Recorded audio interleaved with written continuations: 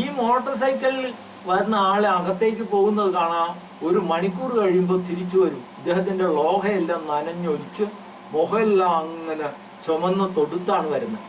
ഇത് ഞാൻ ഏതാണ്ട് ഒരു മാസത്തോളം നിരന്തരം കണ്ടു.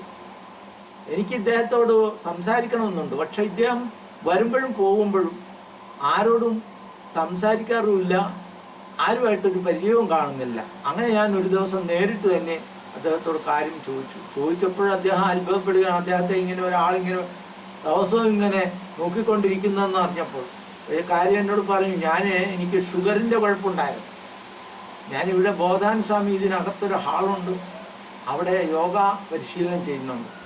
അവിടെ വന്ന് ഞാനിതെല്ലാം പഠിച്ചു കഴിഞ്ഞ് എനിക്കിപ്പോൾ പഞ്ചസാരയെല്ലാം കഴിക്കാം, രോഗമൊന്നുമില്ല, അത് കഴിഞ്ഞിട്ട് വരികയാണെന്ന് പറഞ്ഞു. അപ്പോൾ എന്താണ് ചോദിച്ചത്?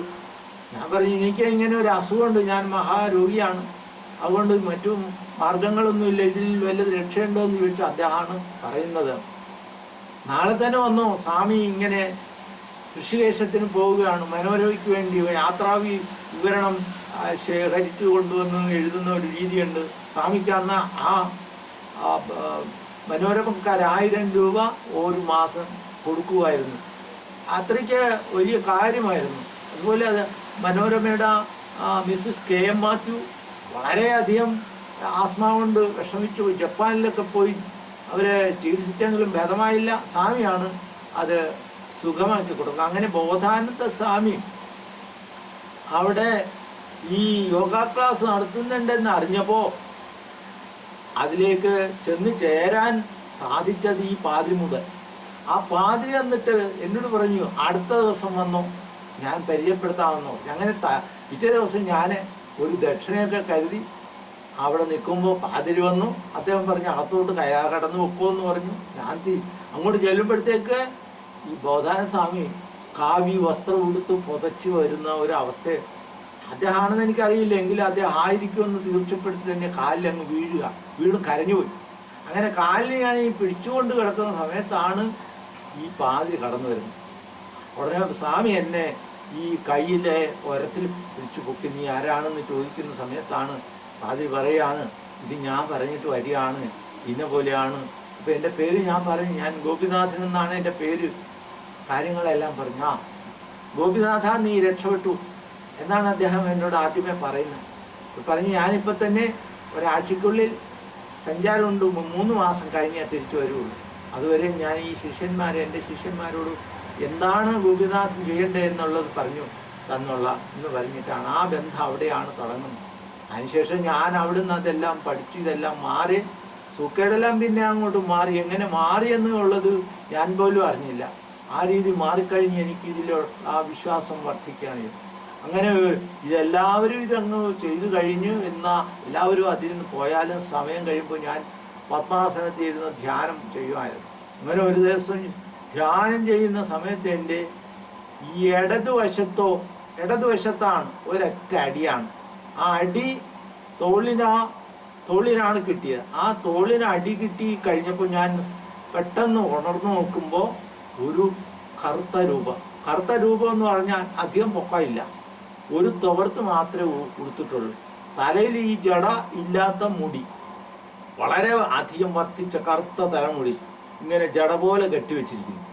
അതാണ് എനിക്ക് കാണാൻ. പക്ഷെ ഇദ്ദേഹം കണ്ടാൽ കറുത്ത നിറം, പക്ഷെ ഒരു വലിയ ദിവ്യത്വം അദ്ദേഹത്തിൽ അപ്പം തന്നെ കാണാൻ സാധിക്കും. എനിക്ക് വളരെ ഭക്തി തോന്നി. ഞാൻ അവിടുന്ന് എഴുന്നേൽക്കാൻ തുടങ്ങി. അദ്ദേഹം പറഞ്ഞു, നീ ആ സ്ഥാനം വിടരുത്, അത് ഇന്ദ്ര പദവിയാണ്, അവിടെ നിന്ന് ചക്രവർത്തി വന്നാലും എഴുന്നേൽക്കാൻ പാടില്ല, ചെയ്തോളൂ എന്ന് പറഞ്ഞിട്ട് അദ്ദേഹം മാറുകയാണ് ചെയ്തത്. അപ്പം എനിക്ക് ഇദ്ദേഹം ആരാണെന്നോ എന്താണെന്നോ അറിയില്ല. പക്ഷെ ഞാൻ ഇത് പൂർത്തീകരിച്ചു കഴിഞ്ഞിട്ട് തിരിച്ചെഴുന്നേറ്റ് വന്നു വൈദ്യരോട് ചോദിച്ചു. അപ്പോൾ വൈദ്യരോട് ചോദിച്ചു, വൈദ്യരെ ഇവിടെ ഒരാളിപ്പോൾ വന്നല്ലോ, ആരാണ് അദ്ദേഹം? അപ്പം അവരാരും ഈ ആളെ കണ്ടിട്ടുള്ളൂ, വേറൊരു വഴിയില്ല. അപ്പം അതാണ് എൻ്റെ ആദ്യത്തെ ആ ദിവ്യനായ ആ ഋഷിയെ കാണുന്ന ഒരു സമയം. പക്ഷെ ആരാണെന്നറിയില്ല. ഇങ്ങനെ കുറേ നാൾ കഴിഞ്ഞപ്പോൾ വീണ്ടും പല കാരണങ്ങളാൽ ഇദ്ദേഹം ഇങ്ങനെ വന്നിട്ട് ഒരു ദിവസം യാചിച്ചാണ് വന്നത്. ഈ വളരെ വലിയ ഒരു വയറാണ്, കുംഭിപ്പിച്ചാണ് നടക്കുന്നത്. ഒരു ദിവസം വന്നപ്പോൾ ഈ വയറെല്ലാം ഇങ്ങനെ അട്ട് കിടക്കുന്നു. ഞാൻ ആഹാരം കഴിച്ചിട്ട് കുറേ ദിവസങ്ങളായി, എനിക്ക് കുറേ ആഹാരം കഴിക്കണമെന്നുണ്ട്, കാശില്ല, അതുകൊണ്ട് എന്തെങ്കിലും തരണമെന്ന്. എൻ്റെ അന്ന് ചക്രമൊക്കെ ഉള്ള സമയമാണ്. എൻ്റെ അന്നേരം അധികം പൈസ ഇല്ലായിരുന്നു, കുറച്ച് പൈസ കൊടുത്തു. അതുകൊണ്ട് സാരമില്ല എന്ന് പറഞ്ഞിട്ട് അതിങ്ങനെ ഒക്കടെ തിരകിക്കൊണ്ട് പോകുന്ന ഒരു കാഴ്ചയുണ്ടായി. അത് കഴിഞ്ഞ് വീണ്ടും വന്നു. ഞാൻ ഈ ഹോട്ടലിൽ രാത്രി വളരെയധികം തിരക്കിൽ നിൽക്കുന്ന സമയത്ത്, രാത്രി അവിടെ 4 തിയേറ്ററുണ്ട്. ആ തിയേറ്റർ വിട്ടുകഴിഞ്ഞാൽ വരുന്ന ആൾക്കാരെ എല്ലാം അവർ കട്ടൻ കാപ്പിയും അതുപോലെ ലഘു ഭക്ഷണവുമാണ് അന്നേരം കഴിക്കുന്നത്. അതായത് ആ സമയത്ത് വലിയ തിരക്കാണ്. അപ്പം ഈ കടുങ്കാപ്പി എടുക്കാൻ അവിടെ ഒരാൾ ഇതിൻ്റെ പൈസ വാങ്ങാനും ഇത് കൊടുക്കാനുമായിട്ട് ഞാനുമായിട്ടാണ് നിൽക്കുന്നത്. വേറെ അധികം ആൾക്കാർ അന്നേരം ആ സമയത്തില്ല. അദ്ദേഹം ആ സമയത്താണ് കയറി വരുന്നത്. കയറി വന്നിട്ട് എനിക്കൊരു കടിഞ്ചായ വേണമെന്നാണ് ആവശ്യപ്പെട്ടത്. കടിഞ്ചായ ആ സമയത്ത് ഒരു കാരണവശാലും എടുക്കില്ല, പാലുണ്ടെങ്കിലേ ചായ എടുക്കുള്ളൂ. ഞാൻ ഇദ്ദേഹം ഇരിക്കുന്ന സമയത്ത് ഞാൻ ഇത്രയും ബഹളത്തിൽ പോയിട്ട് ആ സമാവറിൽ നിന്ന് തിളച്ച വെള്ളം എടുത്ത് തേയിലയിട്ട് പഞ്ചസാരയൊക്കെ ഇട്ടിട്ട് അരിച്ച് അത് പ്രത്യേകം കൊണ്ടുവന്ന് കൊടുക്കുമായിരുന്നു. പക്ഷേ ഇത് എന്താണ് ഞാൻ പറയുന്നത്, എനിക്ക് ഈ തലവേദന കലശലാണെന്നാണ് പറയുന്നത്. അപ്പം ഇത് കുടിച്ചു കഴിഞ്ഞിട്ട് ശരി ഇപ്പം ഇത് മാറിയെന്നും പറഞ്ഞു പോയാൽ പിന്നെ കുറേ നാൾ കഴിയുമ്പോഴാണ് കാണും. ഇങ്ങനെ പല പ്രാവശ്യം കണ്ട അദ്ദേഹം പ്രഭാകര സിദ്ധൻ എന്നുള്ള യോഗിയാണെന്ന് പിന്നീട് കുറേ നാൾ കഴിഞ്ഞപ്പോഴാണ് എനിക്കറിയാം. അദ്ദേഹത്തെ നാം നോക്കിക്കൊണ്ട് നിൽക്കുന്ന സമയത്ത് തന്നെ മറയുന്നതായിട്ട് തോന്നും. പിന്നെ നമുക്ക് അദ്ദേഹത്തെ കാണാനൊക്കില്ല. അദ്ദേഹത്തിന് അന്ന് ആളുകൾ പറയുന്നത് അദ്ദേഹത്തിന് 750ഓളം വയസ്സുണ്ടെന്നാണ്. എന്നാൽ ഈ ശരീരം കണ്ട വെറും ചെറുപ്പക്കാരനായിട്ട് മുടി പോലും നരച്ചിട്ടില്ലാത്ത ഒരവസ്ഥ.